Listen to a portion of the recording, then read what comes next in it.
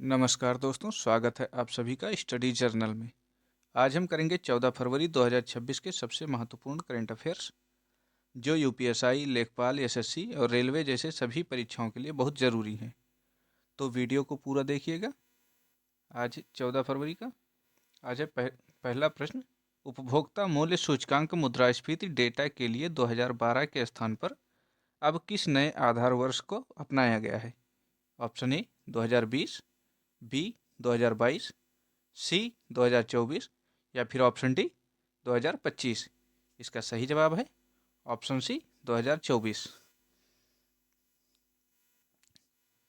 सांख्यिकी मंत्रालय ने मुद्रास्फीति की गणना को अधिक सटीक और आधुनिक बनाने के लिए आधार वर्ष 2012 से बदलकर 2024 कर दिया है। आधार वर्ष बदलने से उपयोग पैटर्न में आए बदलावों को बेहतर ढंग से समझा जा सकता है। अगला प्रश्न है प्रश्न संख्या 2। केंद्र सरकार के नए दिशा निर्देशों के अनुसार आधिकारिक कार्यक्रमों में राष्ट्रगान से पहले किस गीत के सभी 6 छंदों को का गायन अनिवार्य होगा? ए सारे जहां से अच्छा, बी ऐ मेरे वतन के लोगों, सी वंदे मातरम या फिर ऑप्शन डी झंडा ऊंचा रहे हमारा। इसका सही जवाब है ऑप्शन सी वंदे मातरम। सरकार ने सांस्कृतिक गौरव को बढ़ावा देने के लिए आदेश दिया है कि आधिकारिक आयोजनों में राष्ट्रगान जनगण मन से ठीक पहले बंकिम चंद्र चटर्जी द्वारा रचित वंदे मातरम के सभी 6 छंदों को गाया जाएगा। अगला प्रश्न है प्रश्न संख्या 3। समुद्री अर्थव्यवस्था को बढ़ावा देने के लिए शुरू की गई भारत की पहली राष्ट्रीय कंटेनर शिपिंग लाइन का नाम क्या है? A Sagarmala shipping, B Bharat container shipping line, C Indo vessel line या फिर option D shipping corporation of India. इसका सही जवाब है option B Bharat container shipping line. BCSL की शुरुआत भारत की विदेश शिपिंग लाइनों पर निर्भरता कम करने के लिए की गई है। यह समुद्री व्यापार में भारत की हिस्सेदारी बढ़ाने और रसद लागत को कम करने में मदद करेगा। अगला प्रश्न है प्रश्न संख्या 4। भारतीय वायुसेना 27 फरवरी को अपनी मारक क्षमता का प्रदर्शन करने हेतु वायु शक्ति 2026 अभ्यास कहाँ आयोजित करेगी? ए पोखरण राजस्थान, बी चांदीपुर ओडिशा, सी जैसलमेर राजस्थान या फिर डी लेह लद्दाख। इसका सही जवाब है ऑप्शन ए पोखरण राजस्थान में। वायु शक्ति अभ्यास हर 3 साल पर एक बार आयोजित किया जाता है। इसमें भारतीय वायुसेना के लड़ाकू विमान जैसे राफेल, सुखोई, हेलीकॉप्टर और मिसाइल प्रणालियां अपनी सटीक मारक क्षमता का प्रदर्शन करती हैं। अगला प्रश्न है प्रश्न संख्या 5। हाल ही में किस देश की वैली ऑफ द किंग्स में प्राचीन तमिल ब्राह्मी शिलालेख मिले हैं? ए ग्रीस, बी मिस्र, सी इटली या फिर डी जॉर्डन। इसका सही जवाब है ऑप्शन बी मिस्र। मिस्र में तमिल ब्राह्मी शिलालेखों का मिलना यह साबित करता है कि प्राचीन काल में भारत और मिस्र के बीच गहरे व्यापारिक संबंध थे। यह खोज भारतीय पुरातत्व और समुद्री इतिहास के लिए अत्यंत महत्वपूर्ण है। अगला प्रश्न है प्रश्न संख्या 6।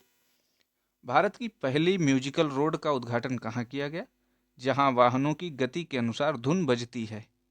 ए दिल्ली मेरठ एक्सप्रेसवे, बी अटल सेतु, सी बेंगलुरु मैसूर एक्सप्रेसवे या फिर डी मुंबई कोस्टल रोड।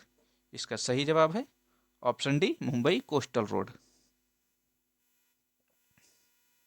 इस सड़क पर विशेष रंबल स्ट्रिप्स लगाई गई हैं। जब वाहन एक निश्चित गति से इसके ऊपर से गुजरते हैं तो पहियों के घर्षण से जय हो की धुन पैदा होती है। यह तकनीक ड्राइवरों को गति सीमा का पालन करने के लिए प्रोत्साहित करने हेतु डिजाइन की गई है। अगला प्रश्न है प्रश्न संख्या 7। किस सरकारी महारत्न कंपनी ने आईसीसी ग्रीन ऊर्जा और ऊर्जा दक्षता पुरस्कार 2026 जीता है?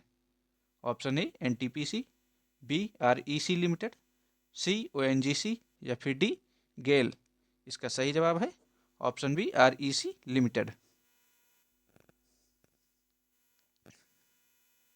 आरईसी लिमिटेड को नवीकरणीय ऊर्जा परियोजनाओं के वित्त पोषण और ऊर्जा दक्षता को बढ़ावा देने में उसके उत्कृष्ट योगदान के लिए यह प्रतिष्ठित पुरस्कार दिया गया है।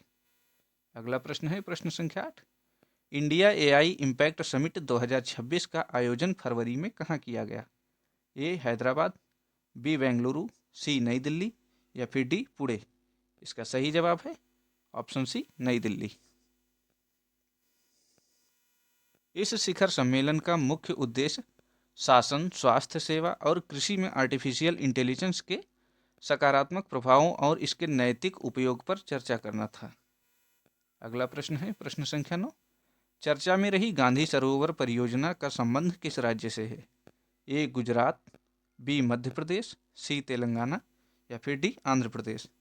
इसका सही जवाब है ऑप्शन सी तेलंगाना। तेलंगाना सरकार की इस परियोजना का उद्देश्य जल संरक्षण और सिंचाई सुविधाओं को आधुनिक बनाना है। यह हाल ही में भूमि अधिग्रहण और पुनर्वास मुद्दों के कारण चर्चा में रही है। अगला प्रश्न है प्रश्न संख्या 10। किस देश ने SAFF अंडर-19 महिला चैंपियनशिप 2026 का खिताब जीता है? ए बांग्लादेश, बी नेपाल, सी भारत या फिर डी श्रीलंका। इसका सही जवाब है ऑप्शन सी भारत। भारतीय जूनियर महिला फुटबॉल टीम ने शानदार खेल दिखाते हुए फाइनल में जीत हासिल की और दक्षिण एशियाई फुटबॉल महासंघ का खिताब अपने नाम किया। अगला प्रश्न है प्रश्न संख्या 11। कर्नाटक सरकार ने आगामी स्थानीय चुनावों के लिए ईवीएम के बजाय किसके उपयोग को मंजूरी दी है? A biometric voting, B proxy voting, C online voting या फिर डी कागजी मतपत्र यानी कि पेपर बैलेट। इसका सही जवाब है ऑप्शन डी कागजी मतपत्र यानी कि बैलेट पेपर से। कर्नाटक कैबिनेट ने आगामी पंचायत और नगर निगम चुनावों में पारदर्शिता सुनिश्चित करने के तर्क के साथ पारंपरिक बैलेट पेपर पर लौटने का निर्णय लिया है। अगला प्रश्न है प्रश्न संख्या 12। मुंबई नगर निगम की नई मेयर के रूप में किसे निर्विरोध चुना गया है? ए किशोरी पेडनेकर, बी ऋतु तावड़े, सी शीतल म्हात्रे या फिर डी राखी जाधव। इसका सही जवाब है ऑप्शन बी ऋतु तावड़े। भाजपा की ऋतु तावड़े को निर्विरोध रूप से मुंबई का मेयर चुना गया है, जो देश के सबसे अमीर नगर निगम की प्रशासन का नेतृत्व करेंगी। प्रश्न संख्या 13। कपिलास वन्यजीव अभ्यारण्य कहाँ स्थित है, जिसकी भूमि का उपयोग ओडिशा रिंग रोड के लिए होगा? ए मयूरभंज, बी ढेंकनाल ओडिशा, सी कटक या फिर डी संबलपुर। इसका सही जवाब है ऑप्शन बी ढेंकनाल। राष्ट्रीय वन्यजीव बोर्ड ने महत्वपूर्ण रिंग रोड परियोजनाओं के लिए इस अभ्यारण्य की वन्य भूमि के उपयोग को हरी झंडी दे दी है। यह अभ्यारण्य अपनी पहाड़ियों और हाथियों के संरक्षण के लिए जाना जाता है। अगला प्रश्न है प्रश्न संख्या 14। भारत के किस स्थान पर हाल ही में कीचड़ ज्वालामुखी में विस्फोट दर्ज किया गया? ए डिंगलीपुर अंडमान, बी बैरन द्वीप, सी लक्षद्वीप या फिर डी कच्छ का रण। इसका सही जवाब है option A Diglipur Andaman.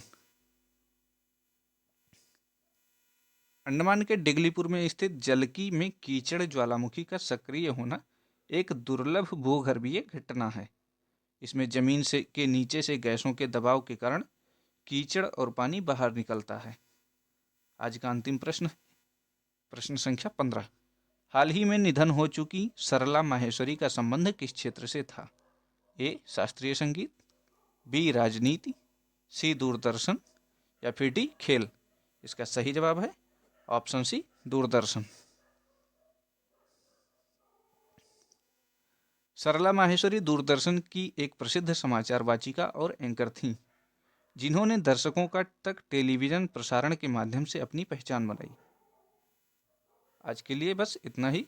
Thanks for watching. Keep learning with study journal. Like, share and subscribe.